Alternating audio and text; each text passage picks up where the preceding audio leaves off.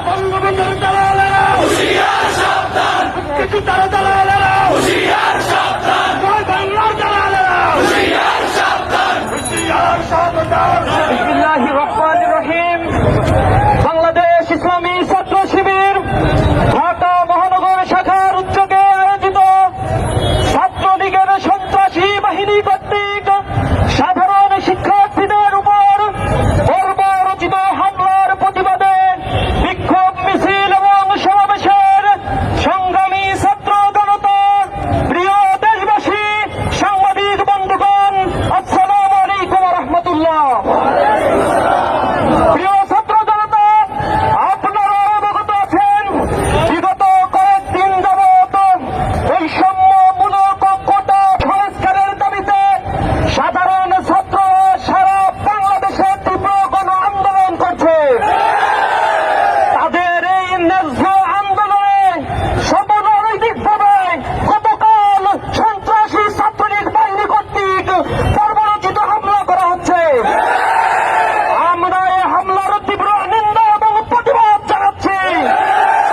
ছাত্রলীগকে প্রতিহত করার জন্য ঘোষণা দিচ্ছি, বাংলাদেশের সবচেয়ে বড় সন্ত্রাসী সংগঠন হল ছাত্রলীগ। মানবতা বিরোধী সকল কর্মকাণ্ডের সাথে এই ছাত্র সংগঠন এখন যুক্ত হয়ে গেছে।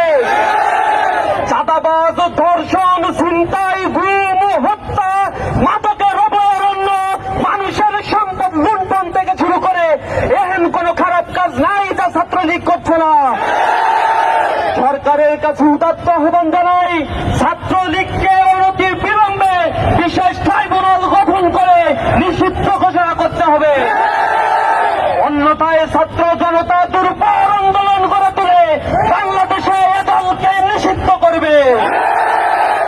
আমরা গতকাল দেখেছি ঢাকা বিশ্ববিদ্যালয়ে, জগন্নাথ বিশ্ববিদ্যালয়ে, জাহাঙ্গীরনগর বিশ্ববিদ্যালয়ে যেখানে মেধার চর্চা হয় সেখানে রক্ত ঝরেছে। আমার বোনেদের উপরে হামলা করা হয়েছে। গতকাল যে রক্ত ঝরেছে এটা রক্ত ঝরানো নয়, এটা স্বৈরাচার কর্তৃক শাসনকৃত এ স্বাধীন বাংলাদেশের এক প্রতিচ্ছবি মাত্র। জনগণের অধিকার নাই, ভোটাধিকার নষ্ট করেছে। মৌলিক মানবিক সাংবিধানিক অধিকার চাইতে গেলে আজ রক্তাক্ত হতে হয়। ইসলামী ছাত্র শিবির হুঁশিয়ার উচ্চারণ করে দিচ্ছে, ছাত্রলীগের গুন্ডারা তোমরা লাগাম দাও, অন্যথায় ছাত্র জনতা এই বাংলায় তোমাদের কবর রচনা করবে। সকলকে আজকের এই বিক্ষোভ মিছিল পরবর্তী সমাবেশে উপস্থিত হওয়ার জন্য অসংখ্য ধন্যবাদ, মোবারকবাদ জানিয়ে আমার কথা শেষ করছি। আসসালামু আলাইকুম ওয়া রাহমাতুল্লাহ।